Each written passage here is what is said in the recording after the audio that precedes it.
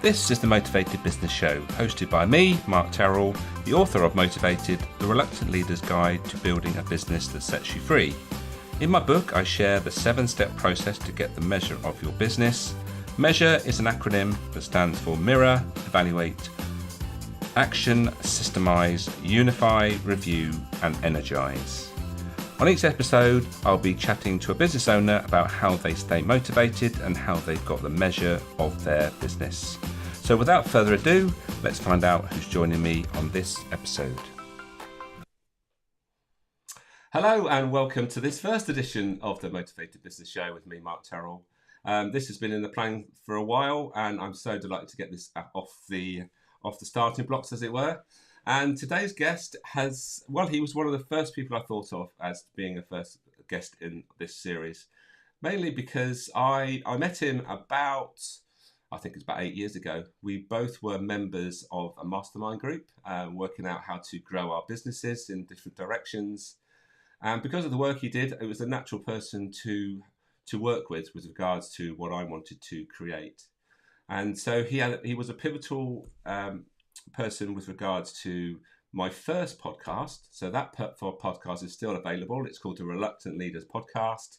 You'll still find that on Spotify and Apple Podcasts and all the other platforms. You'll find that, and it still gets downloads today. There's 60 episodes where I interview various guests about business. And it's really good content, and so it's still out there for you to check out. So he had a pivotal role in that, and that all came out of just spending a morning with him. So he's an inspiration with regards to ideas, and he gave me those ideas, and then we grew them from there. So without me waffling on too much more, I think it's about time I brought Paul on. Paul, welcome to the Motivated Business Show. Good morning. Nice to see you, and thanks for inviting me. I'm great you could make it. So before we go on, I'd like you to quickly introduce yourself. Tell us a bit more about what you do, if that's all right. Yeah, great. Good morning. So yeah, I'm Paul Smith. I'm a graphic designer. Mainly I'm found designing logos. My background's in design for print, but also working with websites. I'm also an associate lecturer at University Centre Somerset with the degree students. So I found that very rewarding to give back to students, particularly at my former college, and also a volunteer at Taunton Football Club on the media team there. So a nice variety of different things that I'm involved in. So yeah, very good. Excellent. Yeah, quite a variety of stuff we got involved with there, Paul. And we chatted before we went live about different things. And I think it's important to stay open to opportunities when they come to you, because if we get too rigid and sort of too focused on the things that we need to do, sometimes we're going to miss those opportunities. So do you want to sort of talk about those sort of opportunities that come your way over the years that you'd never have probably planned put into the plan, as it were? Yeah, I think looking back when I started the business, I'd no business experience. I started the business, word gets around, as a graphic design business. I remember looking back on what am I going to call the business? How do I fit into this? And I remember looking on Google and typing graphic designers Taunton, and there was pages and pages of them. I thought, blimey, how am I going to fit into this lot? But what I found was that the more I looked at them, they all kind of had the same things. Like, we're a creative company, and we use synergy and fusion, all the buzzwords at the time. And I was like, well, you kind of expect you to be creative because you're a graphic design company. And what I thought was lacking was the personality and the heartbeat of what that business is about. So I went into very naive. I went along to a networking group, absolutely terrified, introduced myself, and I think I said, hi, I'm Paul from Word Gets Around, and I don't really know what I'm doing, and everybody laughed. And it was my introduction to business. Everybody, which I found, people naturally want to help others. So it was great. I was well looked after, lots of advice. Yeah, so I've gone on this journey of not really knowing. I was very conscious early on that let's just see where this goes. I didn't want a company that said graphic design or creative, because I like to get involved in lots of different things. I know what I'm like. So Word Gets Around was kind of put it in the ballpark, had scope to grow into other areas. So when you said the sort of, I've always reveled in the mysterious, where's it going to take you? Love networking, got into it, saw those opportunities, how it could help my business. So yeah, 8 months into never run a business before, I found myself setting up my own networking group. with a friend who ran a local magazine that I'd met at a networking event. Best thing I ever did. Just so many different ways in terms of doing things how I wanted to tweak the formula. So ours was an evening one, not particularly great in the morning, so it suited me. It suited the school run for lots of people. So yeah, we ran this event. It lasted 10 years. Lots of different people. It was very relaxed, very informal. We had prizes each time at the end of the night. It was very low key. People could turn up in their shorts, have a beer, glass of wine, and it was very social, but obviously themed on business. But I've learned over the years to just say yes to stuff and worry about it later and see where it takes you. So I've been on some, I've held the Olympic torch, helped my friend out. I've sat next to Michael Eavis at one of my heroes, at an event that I kind of invited myself to. I made sure I got on the guest list, got in the room, and yeah, I remember one day I was being on Twitter quite active about network, and then Deborah Meaden suddenly followed me, and I thought, oh, it can't be the real Deborah Meaden, and it was. And I thought, blimey, like, what have I said, and where's that going to go? Ended up meeting her a couple of years later at an awards event, so that was great. But also, I think it's putting stuff out there and what comes back in terms of the universe. So, I mean, I've been on, from a tweet, it ended up me being in a TV advert on at prime time, running around Bristol. I did a half marathon, and it just came out from putting stuff out there. And I'm a big believer in what you put out there comes back. And that's something my students, I say, don't wait till you finish and graduate to start your LinkedIn journey. Start now, start connecting to people, start commenting, start engaging. And that's what I think is exciting for everybody, that can take you don't know where. It's great advice. And I think when I'm working with my clients, sometimes the most obvious question I ask is, who do you need to be? It's all very well having these skills and know-how, but actually, if you need to do something, then it's about becoming someone that you probably haven't been before. And so that means about changing something, not changing everything, but thinking about how I need to change to be that person that needs to allow these things to happen. So you've described there how you've just done things without a connection to an outcome. You didn't know where it's going to lead you to, but once something happened, you were open to those outcomes and you allowed them to happen, and then just went with the flow. So, Paul, you mentioned that you're a lecturer at college, and also you're running a business. So, how do you manage to sort of blend them both together? Well, it has its challenges. I think because graphic design by nature is very fast moving. You're having to juggle. When I worked for a print firm, it was sometimes we're doing 12 jobs a day, just getting back to people. So I'm very capable of working fast and working well, that I manage my time. It has its moments where I'm sort of, finishing off a chat with a client, and then you've got to put yourself in a mode where you can, often in the drive in though, you can gravitate from that kind of thinking to, well, now I need to go into this sort of mode. So I was at the college yesterday. They've got a really exciting project in. So yeah, I think it sort of feels quite natural to do that, to shift between. And I think they really like my enthusiasm for the subject, and I love chatting to them and passing on the knowledge that I've got. My main part of joining was that we kind of blurring the lines between industry and employment. Industry and education, so that I'm living and breathing. I'm doing it on a daily basis, rather than someone that's been a lecturer for 30 years that did it years ago. It's digital marketing and creative subjects move so fast, things that are going all the time. So I find that really rewarding, and we've had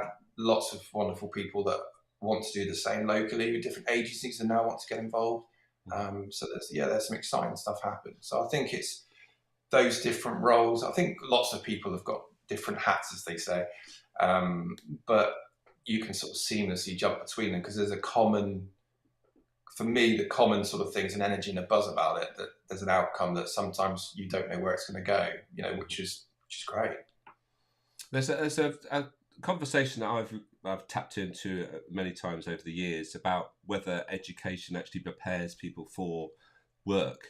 And in particular, actually, does it actually prepare anybody that wants to set up a business? So when you're working with your clients, sorry, not your clients, with your students, I should say, in the college, I presume there's some people will be doing the course to get a job, but then there's bound to be some that are more entrepreneurial that actually want to know how to start a business. So there's two strands there, isn't it? Do you see that with different students having different ideas about where they're going to take their skills? Yeah, absolutely. I think it's something you're spot on there, and it's something we're very conscious of at the moment. That I mean, last year, for instance, we had students that are on a degree course, and in their first year, at their last module of the first year, they had a work placement. Now, that's not something normally you would do into your second or third year. So we're very conscious about getting them involved early with industry and the difference that, you can learn something academically but certainly, yeah, I think there definitely needs to be more. And looking back to when I was at college, there definitely needs to be more business skills and what's the real world like. I mean, I come in and say to the students, would you like me to talk about how to use this tool in Adobe Photoshop, or would you like me to tell you how I fired 2 clients over the last 30 years and why I fired them? Now, of course, they're like, well, what's happened there? Now, that's a much more valuable lesson to them that I can show how I dealt with that process with the client. They can go on YouTube and watch some, how to do something in Photoshop. That's something I would have years ago didn't have. You can teach yourself the tools, but in terms of experience of, I've said to them all, as much as you're a graphic designer, you're also a consultant, and you're having to work with people of all different backgrounds and experiences. And one thing I never realized is, as a kid, I worked at Woolworths back in the day. And I thought, how is that going to be relevant to getting a job in graphic design? It's only now I look back and go, it was absolutely crucial because I was having to think on my feet. I was having to be confident to talk to people. I was having to solve problems. And so those kind of, those skills of transferable skills, I think for people, I keep saying to them, they're all in like, weekend jobs. I say, these are skills that you're going to gain in confidence to be able to talk to people and navigate problems. So yeah, I think that's really important. Yeah, back in my retail days, that was one of the most enjoyable parts of when we took on sort of 16-year-olds when they were first, starting to think about work. And then seeing them leave at 18 and going to university or going to their first job and seeing how they've changed in those couple of years is one of the things that you just don't think about. But actually, it's so rewarding because you see that how they've got those skills that they need to sort of move on in their life and knowing that you could be part of their journey, which is, it's rewarding in itself. So we were talking before we came live about the importance of sort of being part of a team, and you've realised recently with your work at the college and also with the work with Taunton Town with regards to how it makes you feel better when you're part of a team. Because sometimes when you start up a business, we do it for reasons that we think that we want to make our own decisions and do our own thing. But one of the things we then miss is that we're not part of that team. We're a bit isolated, and although it might be not something that the main thing that we want from our work, when we don't get any of it, it becomes a problem. So, and I think also there's a role here for networking with regards to feeling part of a team and being connected. So, do you want to talk a little bit about that and what you found out with regards to that work which you've done with the college and Taunton, how you feel sort of part of that team, and how Yeah, it makes you feel?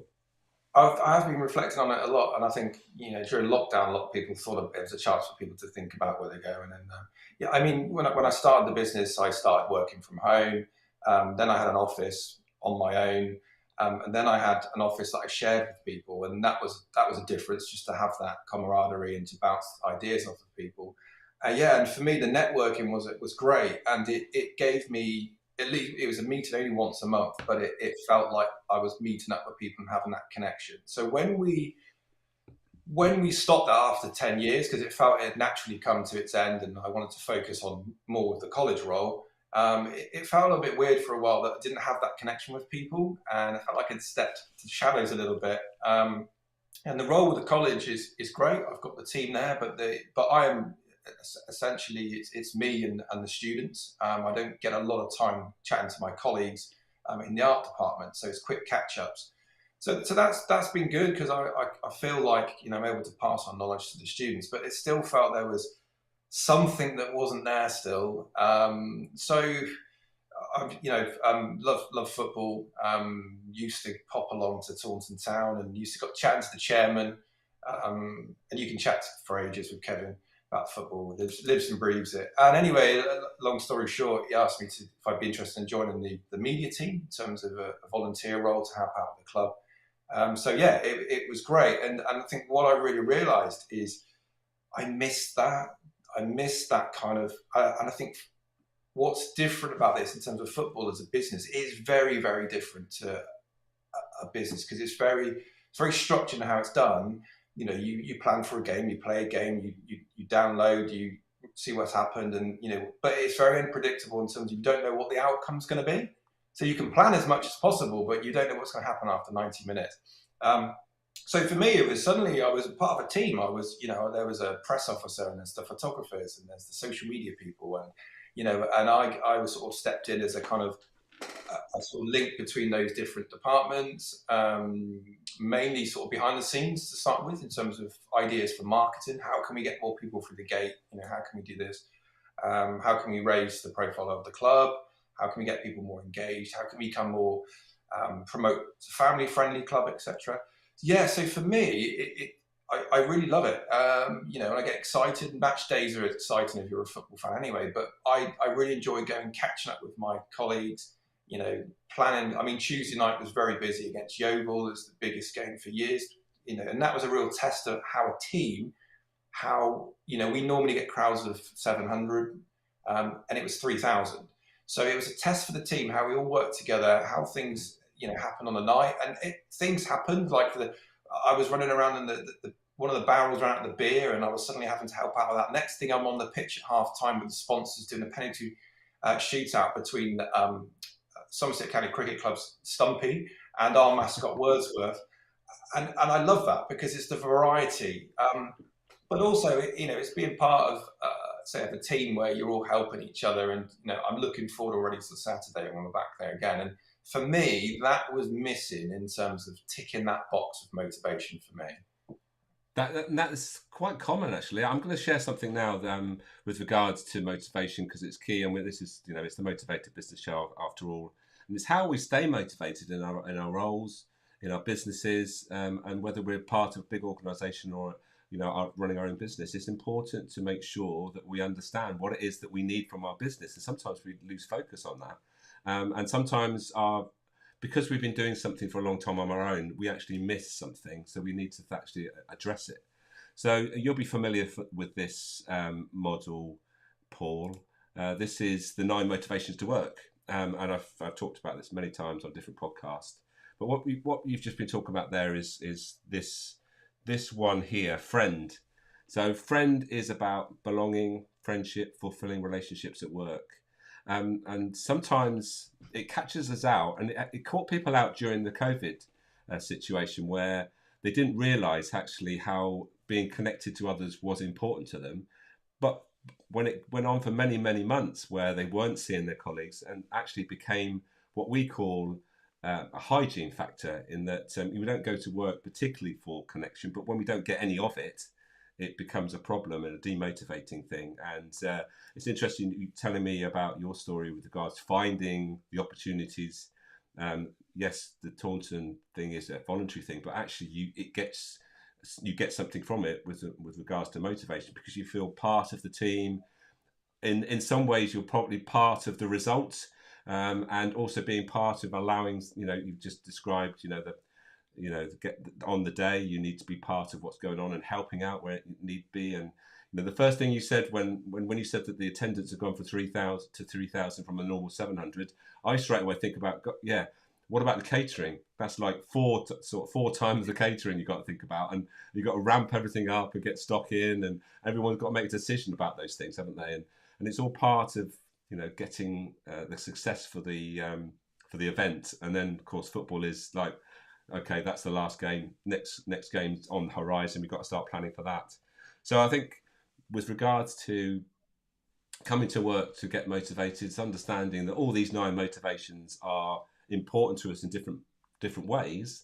But when something is missing for too long, it becomes a demotivating factor, and it needs to sort of like be sort of plugged. And it sounds like you've done that really well with regards to both with regards to your Taunton work and being part of the college at the same time.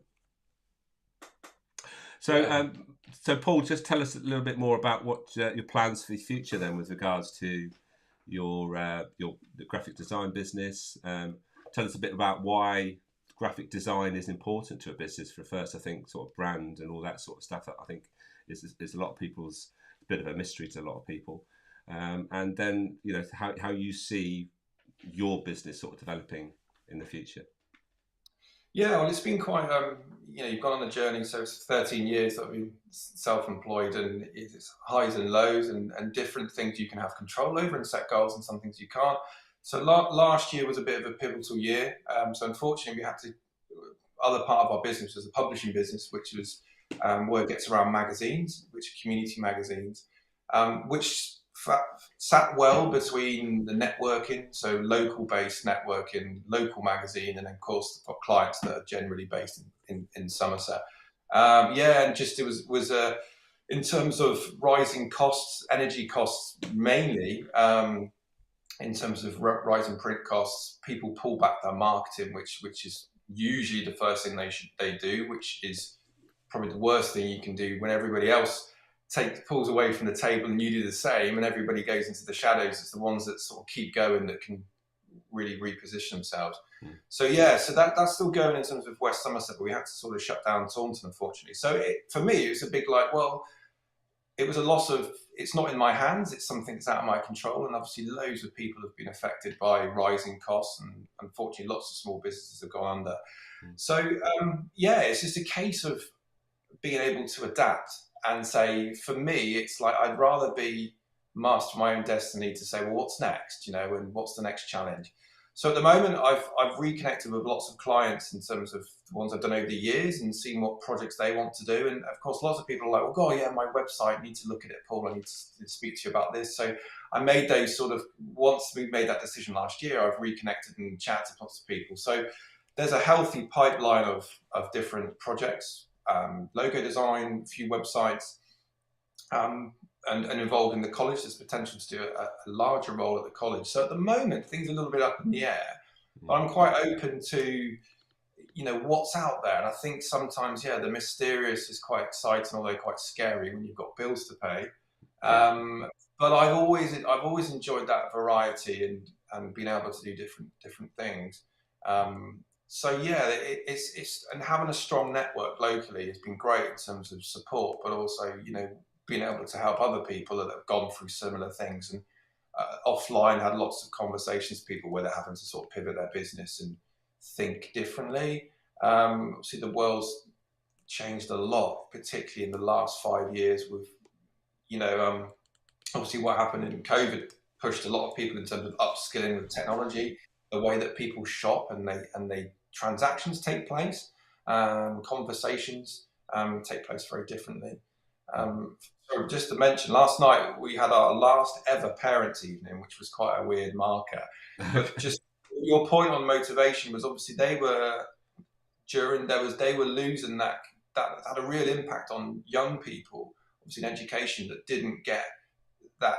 You weren't in a room together and building those bonds and learning was a big impact. That was something we discussed last night at parents' evening, which was interesting. Obviously, that affected all of us in terms of having to adapt. So yeah, plan wise, it's kind of a little bit.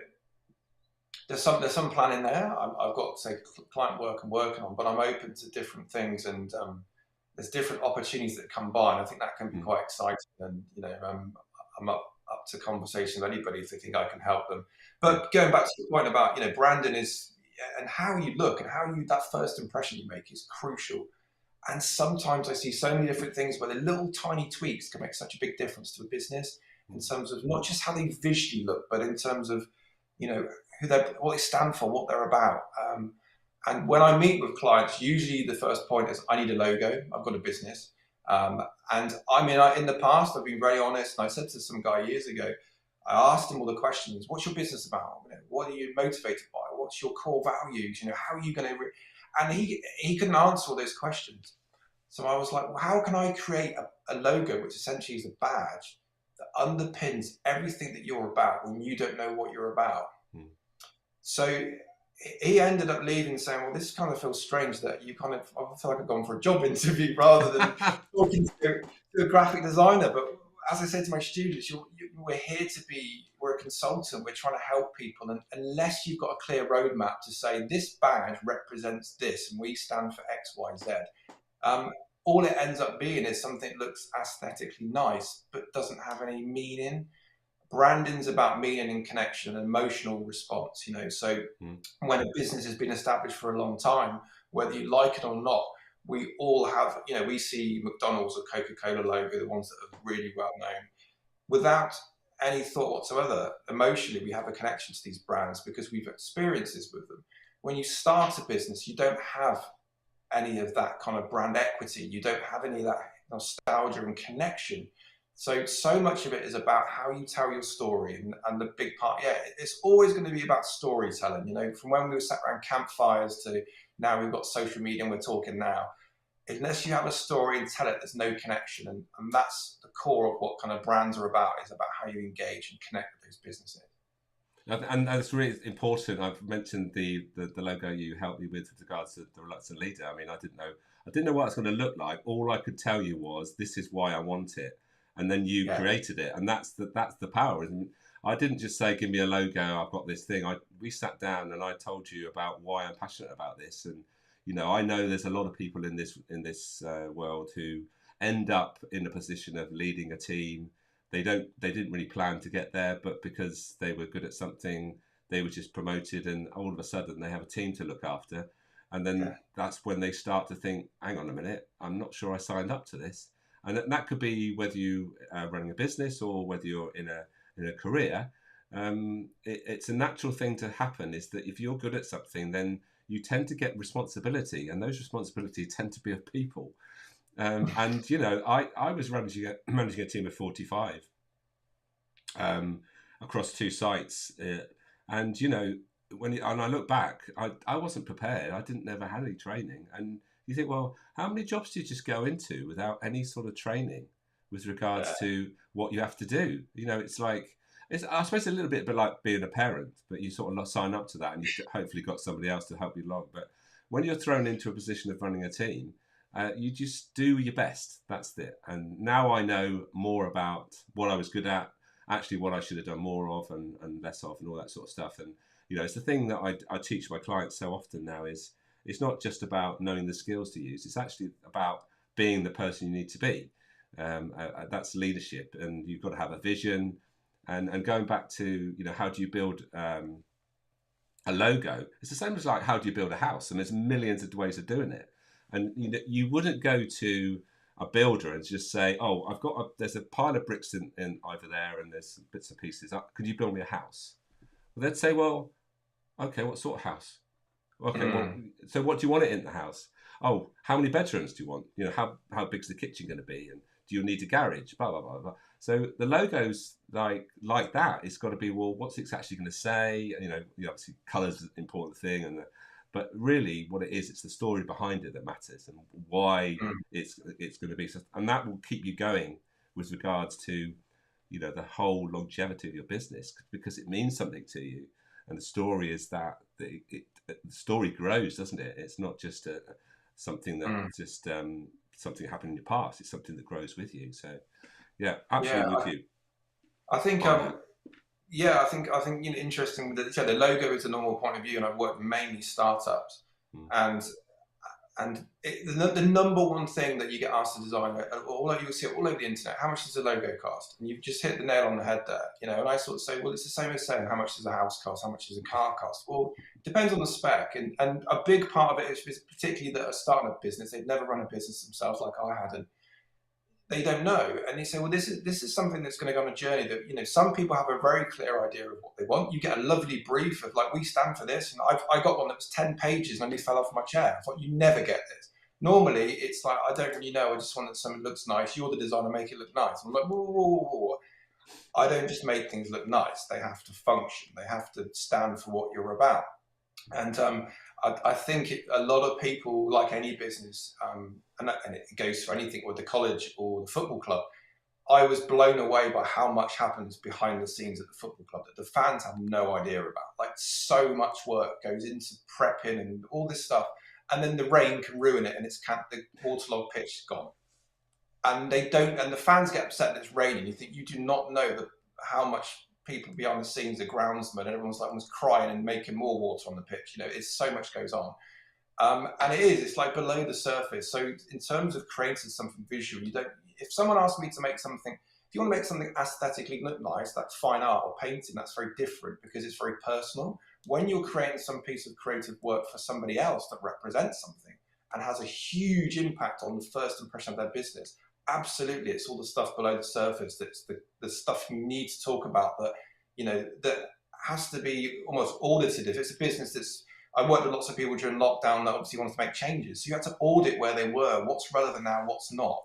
And that's almost more difficult because you have to think there's more risk involved, because we're literally repackaging you and putting out, maybe you're offering a new service in a different way. You need to think about how you connect with your existing customers and take them on the journey with you and not lose them with that. So yeah, it's a lot more that you don't see in that process as well, really. Yeah, I wrote down when we were talking about actually the difference between a job and a business is that when you're running a business, hopefully you sort of agree with me here, it's about being more proactive. Whereas when you're in a business, sorry, in a career and you've got a job, it's about being more reactive. You're just being told what to do. With regards to a business, you have to be proactive. Like you just told the story about someone that wanted a logo, and then you said, well, I can't just create a logo. You have to tell me what's the logo for, and people just don't get it. And you think, well, if you think about it, I can't just, there's so many millions of different options I can have. I've got have some idea of what it's going to do and where it's going to. Firstly, is it going to be mainly on social media? Is it going to be something that's going to appear all over the place in print material and all that sort of stuff? It's all things that you've got to take into account, isn't it? And you've got to know where it's going to go, and being proactive and reactive is part of what we've got to do. We've got to react, but also be proactive in regards to, well, actually, we've got to think about the long term here, not just on the short term. I want a logo. Actually, why do you want a logo, and how's it going to develop for your business? Great stuff. Well, sadly, the 30 minutes or so that we sort of allocate for these podcasts has already gone, I'm afraid. So we need to wrap things up, Paul. So before I let you go, I'd like you just to give us maybe a roundup with regards to, connected to your journey, with regards to top tips you think that people should be thinking about, particularly with regards to maybe running their business, setting up a business, or how they think about how they brand their business. So any thoughts about those top tips before I let you go? I think one of them would be ask for help. People naturally want to ask to help you. If they know the answer, they'll help. I think you help others, obviously, as well in return. That those connections, building a strong network's really, really important, and having that support base, particularly if you work on your own, that's very strong to meet up regularly with people. And I think mix things up a bit. It's good to take a break and meet new people. Keep do some sport. Keep active. Do things that are gonna sometimes. If you've got a problem, is to let it linger, let it be in your subconscious, and they say sleep on it and see how it is in the morning. Absolutely, you can think about something, and then if I struggle with some work, I just think about it, let it go a few days, and it'll naturally come to you. I think that's the main things in terms of businesses and branding. I think it's to look at what you represent, where you are, where you want to go. You're not looking for just a shiny badge. You're looking for something that has meaning, that's going to take your business forward. I think that part. What I love doing is being part of that journey. I think sometimes it's difficult if you work for yourself for a while, like myself. You think, well, how am I almost unemployable now because I've got my own way of working and to be told to do things in certain ways. But you do need structure. You do need to get those thoughts in terms of a process that you have. That's something I need to do this week, is to really look at my process and how that works in terms of helping people. But ultimately, it's about enjoying what you do and making a difference, and that you feel that but I think don't think that that can't change. You know, we're very different to how I am as we are today to how we were 10 years ago. And push yourself. I think the biggest thing I could say to people would just say yes and just see what happens. And it can take you different ways. And I mean, I think the biggest thing I did was I said yes and did stand up comedy, which was the most terrifying thing I've ever done in my life. And I look back and think, well, why did I say yes to that? It was fun as an experience, but it certainly nudged my stats up in terms of self confidence and presenting that I didn't have before. So sometimes just saying yes and see where it goes and don't worry about the outcome, because you can always take a different route. And if it's not for you, then there's, you know, everybody's good at something, but if you try different things, you'll find, you know, what you enjoy the most. That's interesting what you said. I mean, there's two things I picked up there. Obviously, the Richard Branson philosophy of, you know, just do it and find out a way and work out how you're going to do it afterwards. And then there's also with regards to standing up in front of people. Most people, well, a lot of people say that standing up in front of people and speaking is worse than the thought of death. And then add on top of that, you've got to be funny. It's no wonder that most people would never do what you've done. So hats off to you. And like you say, you learn from these things, don't you? And you learn about yourself, and actually you realise, actually, I can do it. Yes, it's the first step. It's the first thing. I'm on this first step of the ladder, but you know I'm on the first step, whereas most people won't even go on to get onto that first step. So there we are. I think the last thing I would sort of say to people is if you're doing something, you're doing a podcast or you're doing, you know, running a group or this, that, the other, the biggest thing I would find is we're obsessed with stats. We're obsessed with how many clicks and likes, engagement. And the biggest thing for me is just because people haven't liked or commented does not mean they're seeing what you're putting out. So, you know, you'll never know the difference, that little thing. So start doing something. You know, amount of people go, oh, I loved what you put on the other day. And I thought, well, nobody commented, you know, Yeah, nobody said anything. So you are making a difference to what you're putting out. If you put your passion across and, you know, and that comes through, you never know what you put out, where it's going to take you. So don't always look down at the hard facts of so many people like this or they said that, because you don't know, you know, and you'll put something up and people go, wow, you know, you've done this, you've done that. I think people just try different things, do more of what you enjoy, and you know, and just just see what happens in the universe, what things that come up, and grab them if they do come up. definitely, yes. Well, thank you, Paul, for all your input this on this podcast. I really appreciate your time. Thank you for everything that you shared. I'm definitely appreciative of meeting you on my journey and the input that you've had on my business over the years. So thank you for that. And yeah, keep doing your thing, because you know there's nothing better than doing something that comes naturally to you. Show your personality and just see where it takes you. So I'm going to let you go, Paul. Thank you again, and hopefully we'll catch up again very very soon. Thank you, Mark. There we go. That's Paul Elliot Smith for you. Please contact Paul if you've got any branding requirements. He does lots of things with regards to websites and all that sort of stuff where you'll want to think about the image of your business and where it's going. Paul's a great person, and he's very generous with his time. So I'm sure if you contact him, he'll be more than happy to have a chat with you with regards to where you want to go.